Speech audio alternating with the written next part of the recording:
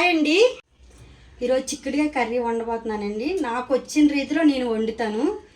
దీనికి కావాల్సిన చిక్కుడుకాయలు, ఉల్లిపాయలు, పచ్చిమిరకాయలు, టమాటీలు వీటితో వండుతానండి చిక్కుడుకాయ కర్రీ. నేను ఎలా వండుతానో మీకు చేసి చూపిస్తాను, చూడండి. ఫస్ట్ స్టవ్ ఆన్ చేసుకు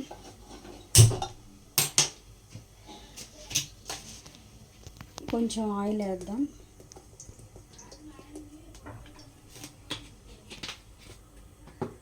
ఇది కొంచెం కాగిన తర్వాత ఆవాలు వేద్దాం.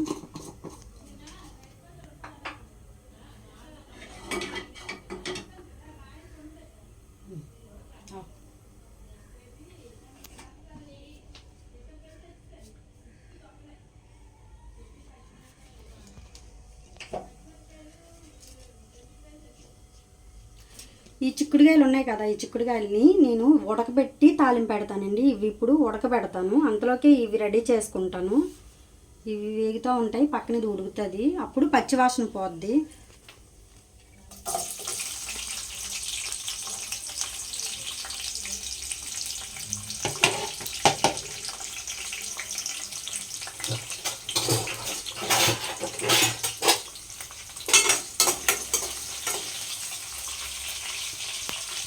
ఉప్పు ఆల్రెడీ వేసాను, కొంచెం పసుపు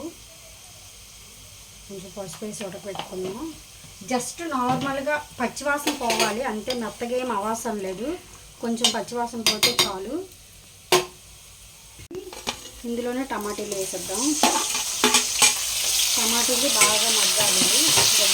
ఆల్రెడీ ఉల్లిపాయలు బాగా వేగిపోయండి. టమాటీలు మగ్గడానికి మూత పెట్టుకొని ఒక 5 మినిట్స్ అలా ఉంచుకున్నాం, ఉడికిపోద్ది. అంతలోకి ఇది లైట్గా, ఇది మెత్తగా దూదిలా అవ్వవసరం లేదండి, జస్ట్ పచ్చి వాసన. అంటే ఇప్పుడు చిక్కుడుకాయలు ఇవి ఇంకా ఏమంటారు ఇట్లా, ఇంకా కొంచెం పెద్ద చిక్కుడుకాయలు కాదండి, ఇవి లేతగా ఉన్నాయి, ఇంకా చిక్కుడుకాయల కాలం రాలేదు. అందుకే ఇవి బాగా పచ్చివాసన వస్తాయి. పచ్చివాసన పోవడం కోసమని నేను ఉడకబెడుతున్నాను. జస్ట్ మెత్తగా అవ్వద్దు, జస్ట్ వాసన పోతే చాలు అంతే. టమాటీలు ఉడికేలేవో చూద్దాము. ఇంకా ఉడకలేదండి, కొంచెం గరిటతో కలుపుతాను. ఇంకా ఉడకాలి, ఉడకలేదు, ఇంకా కొంచెం ఉడకాలి. టమాటీలు కూడా బాగా మెత్తగా అయిపోతే ఇవి అందులో వేసేసి ఒక 10 నిమిషాలు మగ్గనిద్దాం. ఇంకా ఉడకాలండి, ఉడకలేదు, కొంచెం సిమ్లో పెట్టుకున్నాం. ఇవన్నీ పర్లేదు. వీటిలో ఇవి ఉన్నాయి కదా, ఇవి మెత్తగా అవ్వాల్సిన లేదు అన్నాను కదా, మెత్తగా అవ్వలేదు, జస్ట్ వాసన పోతే చాలు అన్నాను కదా, వాసన పోయింది. దీన్ని తీసి ఈ వాటర్ అంతా తీసి ఇలా వేయడము.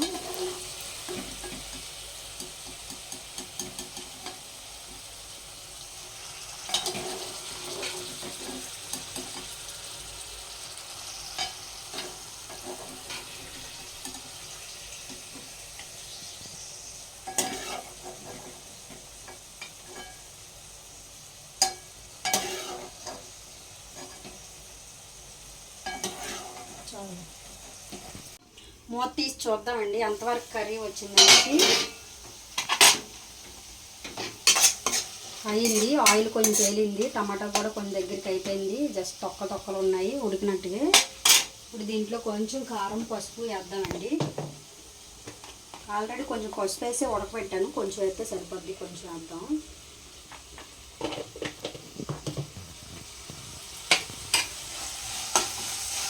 కలుపుదాం.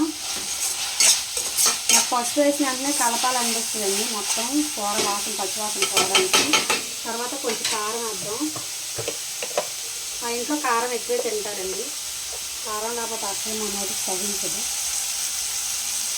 ఆల్రెడీ పచ్చిమిరపకాయలు వేసాను, 2 కోసాలు సరిపోద్ది.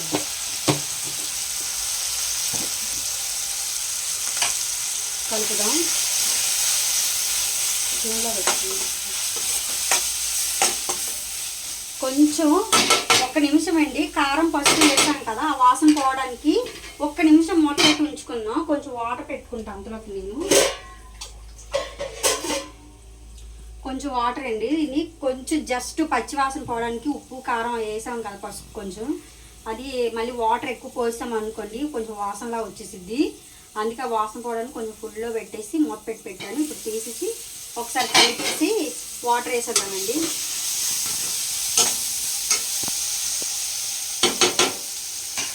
ఇలా కూడా తినేవచ్చు, ఇలా కూడా తినచ్చు, కానీ కొంచెం వాటర్ వేసి ఉడకబెడితే కొంచెం గ్రేవీలాగా వస్తుంది. అందుకు ఇదైనా అయిపోయినట్టుగానండి కర్రీ. కొంచెం వాటర్ వేద్దాం, గ్రేవీలాగా వస్తుంది. ఈ వాటర్ ఇంత వేసాం కదా, ఇదంతా ఇంకిపోయి కొంచెం రావాలి దగ్గరికి, కొంచెం వస్తే సరిపోద్ది.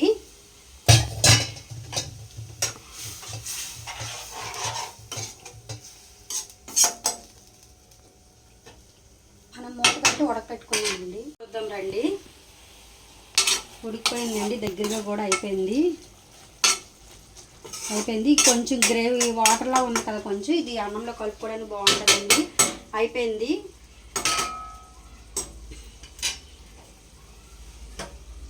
గ్యాస్ కట్టేసాను. ఇదండి నా చిక్కుడుకాయ కూర. మీకు నచ్చిందా అని అనుకుంటున్నానండి.